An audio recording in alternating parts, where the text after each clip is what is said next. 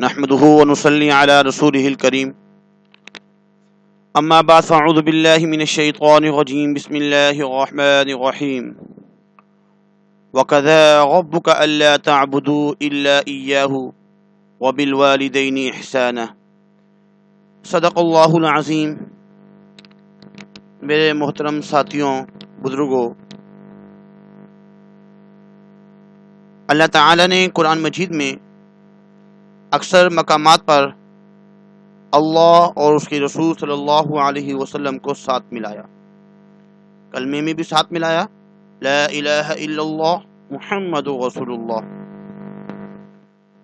اور قرآن مجید میں جا بھجا اطیعوا اللہ واطیعوا الرسول ومن یطع اللہ ورسولہ تؤمنون باللہ ورسولہ آمنوا باللہ ورسولہ ومن یعص اللہ ورسولہ ومن یشاقق اللہ ورسولہ۔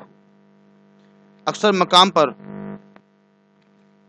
اللہ اور رسول کو ساتھ ملایا ہے، لیکن کچھ مقامات ایسے بھی ہیں جہاں پہ اللہ تعالی نے اپنے ساتھ والدین کو ذکر کیا ہے، والدین کو اپنے ساتھ والدین کو ذکر کیا ہے۔ وَقَضَىٰ رَبُّكَ أَلَّا تَعْبُدُوا إِلَّا إِيَّاهُ وَبِالْوَالِدَيْنِ إِحْسَانًا يَا بُنَيَّ لَا تُشْرِكْ بِاللَّهِ إِنَّ الشِّرْكَ لَظُلْمٌ عَظِيمٌ وَوَصَّيْنَا الْإِنسَانَ بِوَالِدَيْهِ۔ اور ایک جگہ ارشاد فرمایا اپنے شکر کے ساتھ والدین کے شکر کو بھی ساتھ ملایا ہے، فرمایا ہے ان اشکر لی ولوالدیک الی المصیر۔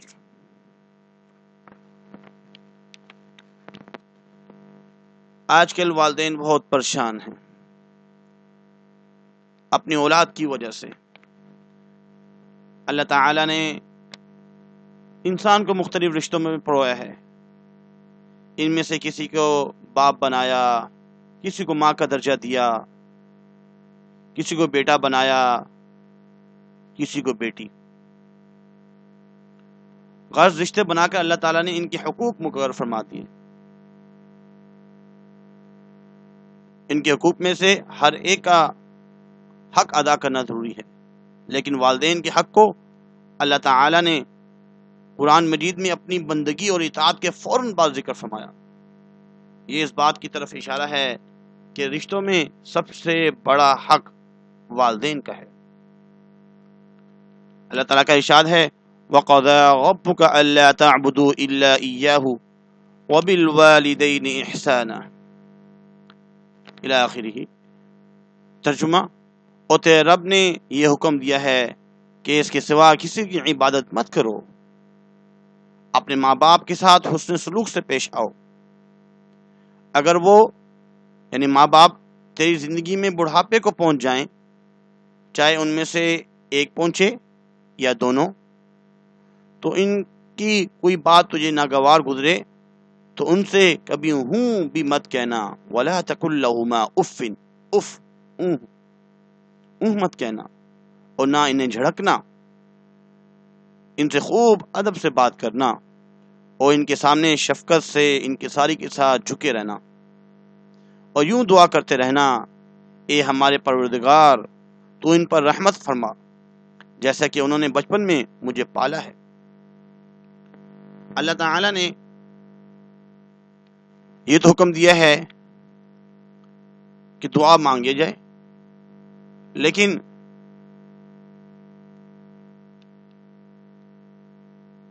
دعا کے بارے میں واضح کہ والدین کے لیے کیا دعا مانگنی ہے، اس کو تو فرمایا گیا ہے رب ارحمہما کما ربیانی صغیرا، کہ اس طریقے سے اپنی دعاؤں میں ان کو یاد کریں۔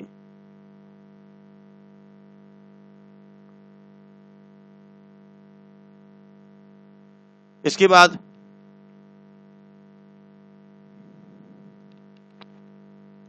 ماں کا مجاہدہ بھی بہت زیادہ ہوتا ہے، ان کا ادب احترام بھی بہت زیادہ ہے. سب سے زیادہ محنت، مشقت اور تکلیف ماں برداشت کرتی ہے. سورۃ احقاف میں ہے وَوَصَّيْنَا الْإِنسَانَ بِوَالِدَيْهِ إِحْسَانًا حَمَلَتْهُ أُمُّهُ كُرْحًا وَوَضَعَتْهُ كُرْحًا، یعنی اس ماں نے تکلیف جھیل کر اسے پیٹ میں رکھا اور تکلیف برداشت کر کے اسے جنا. حمل کی 9 ماہ کی تکلیف اور اس سے بڑھ کر وضع حمل کی تکلیف، یہ سب ماں برداشت کرتی ہے. جب بچہ پیدا ہوتا ہے تو اب اس کی پرورش کے لیے باپ ماں محنت و مشقت برداشت کرتے ہیں. سردی ہو یا گرمی، صحت ہو یا بیماری، وہ اپنی اولاد کی خاطر کسب معاش کی صعوبتوں کو برداشت کرتے ہیں، کما کے لاتے ہیں، ان کے اوپر خرچ کرتے ہیں. ماں گھر کے اندر بچے کی پرورش کرتی ہے، اس کو دودھ پلاتی ہے، اس کو گرمی سردی سے بچانے کی خاطر خود گرمی سردی برداشت کرتی ہے. بچہ بیمار ہوتا ہے تو ماں باپ بے چین ہو جاتے ہیں، ان کی نیندیں حرام ہو جاتی ہیں، ان کے علاج و معالجے کی خاطر ڈاکٹروں کے چکر لگاتے ہیں. غرض والدین اپنی راحت و آرام کو بچوں کی خاطر قربان کرتے ہیں. اس لیے اللہ تعالیٰ نے جہاں اپنا شکر ادا کرنے کا حکم دیا ہے، والدین کی شکر گزاری کا بھی حکم دیا ہے. ان اشکر لی ولوالدیک الی المصیر، کہ میرا شکریہ ادا کرو اور اپنے والدین کا بھی شکریہ ادا کرو. حضرت ابو ہریرہ رضی اللہ تعالی عنہ جہاد کے لیے تیار ہوئے، تلوار اٹھائی. والدہ بوڑھی ہیں، کوئی خدمت کرنے والا نہیں ہے. والدہ نے منع بھی فرمایا لیکن منع نہ ہوئے. والدہ نے دودھ کا واسطہ دیا کہ میں نے تمہیں دودھ پلایا ہے، رک جاؤ، میری خدمت کرنی ہے، کوئی ہے نہیں. لیکن حضرت ابو ہریرہ رضی اللہ تعالی عنہ چل پڑے. ان کی والدہ نے کسی کے ہاں پیغام بھجوایا حضور صلی اللہ علیہ وسلم کو کہ میری خدمت کرنے والا کوئی نہیں ہے، اور ابو ہریرہ رضی اللہ تعالی عنہ وہ تو جہاد کے لیے چل پڑے.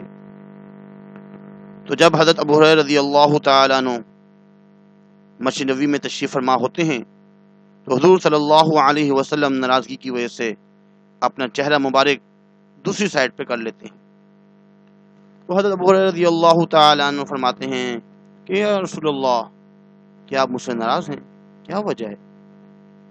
فرمایا کہ آپ کی والدہ بوڑھی ہے اور وہ آپ کو دودھ کا واسطہ بھی دے رہی ہے کہ تم جہاد کے لیے نہ جاؤ، میری خدمت کرو، کوئی اور نہیں، تو تمہیں تو ان کی خدمت کرنی چاہیے. تو حضور صلی اللہ علیہ وسلم نے حضرت ابو ہریرہ رضی اللہ تعالی عنہ کو روک دیا. حضور صلی اللہ علیہ وسلم فرماتے ہیں کہ میں عشاء کی نماز پڑھ رہا ہوں اور میری والدہ زندہ ہوتی، میں سورۃ فاتحہ پڑھ رہا ہوتا تو میری والدہ اگر مجھے پکارتی یا محمد، میں نماز توڑ دیتا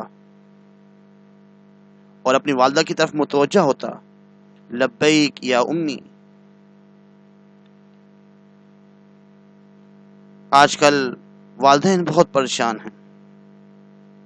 قیامت کی نشانیوں میں سے ہے ادنا صدیقہ و اقصا اباہ، کہ لوگ دوست کو گلے لگائیں گے اور باپ کو دھکے دیں گے. والدین اولاد سے ڈریں گے کہ ایسی بات نہ ہو جائے کہ میری اولاد مجھے ڈانٹ نہ دیں، برا بلا نہ کہیں. والدین ڈریں گے اولاد سے، قیامت کی نشانیوں میں سے ہے. اطاع الرجل زوجته وعق امه، بیویوں کی خاطر ماں کو ذلیل کریں گے. لوگ جو ہے اپنی بیویوں کی خاطر ماں کو ذلیل کریں گے. ایک اور جگہ ہے ان تلد امت عبتہ، بیٹیاں ماؤں سے نوکرانیاں جیسا سلوک کریں گی، نوکرانیاں جیسے، کوئی ادب احترام نہیں ہوگا.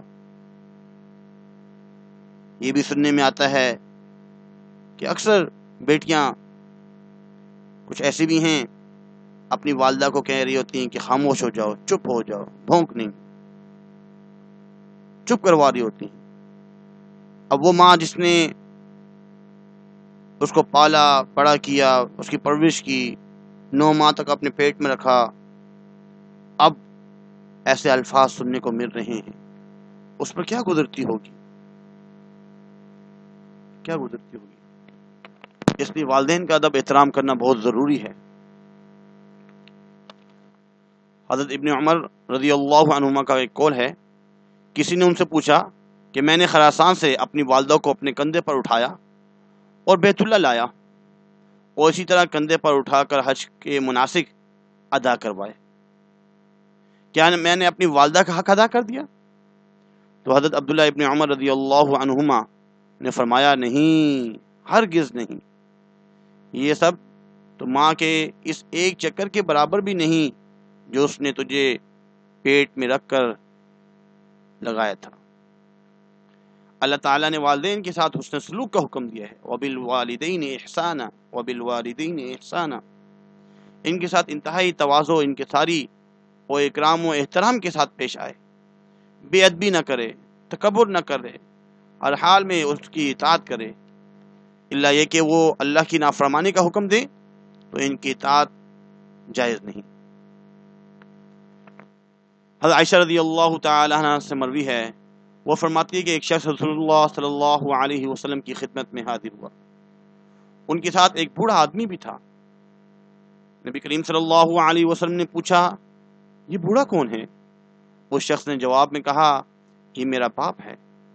آپ علیہ الصلوۃ والسلام نے فرمایا، لا تمشی امامہ، ان سے آگے مت چلنا، ولا تقعد قبلہ، اور مجلس میں ان سے پہلے مت بیٹھنا، ولا تدعو باسمہ، اور ان کا نام لے کر مت پکارنا،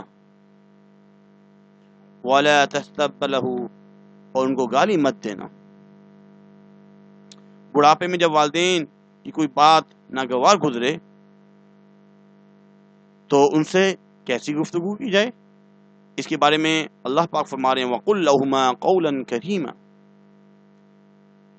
کیونکہ اب وہ ضرورت مند ہیں، غصہ آتا ہے، چڑچڑاپن ہے، پھر بھی ان سے ادب سے بات کرنا، اچھی بات کرنا، لب و لہجہ میں نرمی اور الفاظ میں توقیر اور تکریم کا خیال رکھنا۔ قول کریم کے بارے میں حضرت سعید بن مسیب رحمہ اللہ نے فرمایا، خطا کار اور زرخرید غلام سخت مزاج اور تش روی آقا سے جس طرح بات کرتا ہے، اس طرح بات کرنا قول کریم ہے، کہ جیسے مثال کے طور پر ایک غلام بھاگا ہوا ہے، اب وہ پکڑا گیا ہے، تو اس کا آقا اس غلام سے کتنے غصے سے بات کرے گا، ڈانٹ کے بات کرے گا۔ ایسے بات نہیں کرنی، بہت ہی نرم لہجے میں بات کرنی ہے۔ یہاں پہ ایک حکم دیا گیا ہے شروع میں، وَبِالْوَالِدَيْنِ إِحْسَانًا وَبِالْوَالِدَيْنِ إِحْسَانًا، احسان، احسان بہت ہی اچھے طریقے سے، بہت اونچا درجہ ہے کہ ایسی کوئی خطا نہ ہو جائے جو ان کو بری لگے۔ والدین کا ادب احترام بہت ضروری ہے۔ آگے فرمایا، وَاخْفِضْ لَهُمَا جَنَاحَ الذُّلِّ مِنَ الرَّحْمَةِ، یعنی ان کے سامنے شفقت کے ساتھ انکساری سے جھکے رہنا۔ حضرت عروہ رحمہ اللہ نے کسی سے پوچھا کہ اللہ نے قرآن میں والدین کے سامنے جھکے رہنے کا حکم دیا ہے، اس کا کیا مطلب ہے؟ تو انہوں نے فرمایا، اگر وہ کوئی بات تیری ناگواری کی کہیں تو ترچھی نگاہ سے بھی ان کو مت دیکھ، کہ آدمی کی ناگواری اول اس کی آنکھ سے پہچانی جاتی ہے، اور فرمایا کہ اس کے سامنے ایسی روش اختیار کر کہ تیری وجہ سے ان کی دلی رغبت پوری کرنے میں فرق نہ آئے، اور جس چیز کو والدین پسند کریں تو وہ ان کی خدمت میں پیش کرنے میں کنجوسی مت کرنا۔ ایک اور حدیث میں ہے، حضرت عبداللہ ابن عمر رضی اللہ عنہ فرماتے ہیں، رسول اللہ صلی اللہ علیہ وسلم نے فرمایا، رضا اللہ مع رضا الوالدین وسخط اللہ مع سخط الوالدین، یعنی اللہ کی رضا والدین کی رضا مندی میں ہے، اور اللہ کی ناراضگی والدین کی ناراضگی میں ہے۔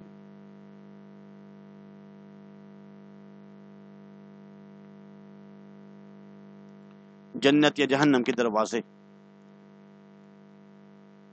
حضرت ابن عباس رضی اللہ عنہما فرماتے ہیں، حضور صلی اللہ علیہ وسلم نے فرمایا، من اصبح مطیعا فی والدیہ اصبح له بابان مفتوحان من الجنہ وَإِن كَانَ وَاحِدًا فَوَاحِدًا إِلَى آخِرِهِ۔ جس شخص نے اس حال میں صبح کی کہ وہ اپنے والدین کے حقوق کی ادائیگی کے بارے میں اللہ کا فرما بردار رہا ہو تو اس کے لیے جنت کے 2 دروازے کھلے ہوتے ہیں۔